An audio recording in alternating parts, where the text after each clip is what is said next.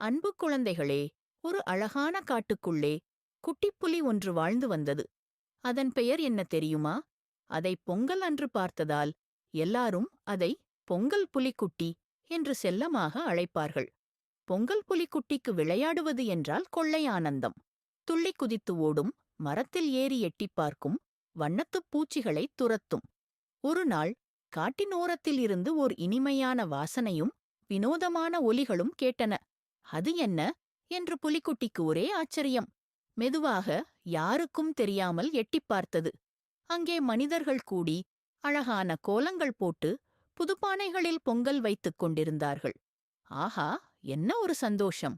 பானைகளில் இருந்து பால் பொங்கி வரும்போது பொங்கலோ பொங்கல் என்று சத்தம் போட்டார்கள். புலிக்குட்டிக்கு அந்த பண்டிகை ரொம்பவே பிடித்துப் போயிருந்தது.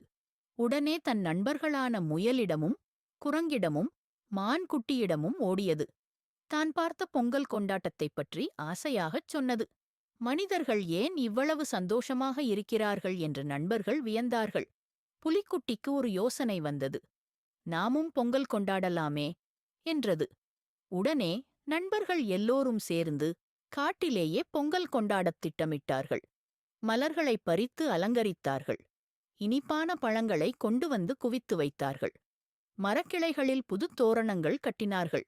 சூரியன் மெதுவாக மறையும் நேரம், பொங்கல் புலிக்குட்டியும் அதன் நண்பர்களும் சேர்ந்து தங்கள் காட்டில் ஒரு சிறிய பொங்கல் விழாவை கொண்டாடினார்கள். ஒருவருக்கொருவர் வாழ்த்துச் சொல்லிக் கொண்டார்கள்.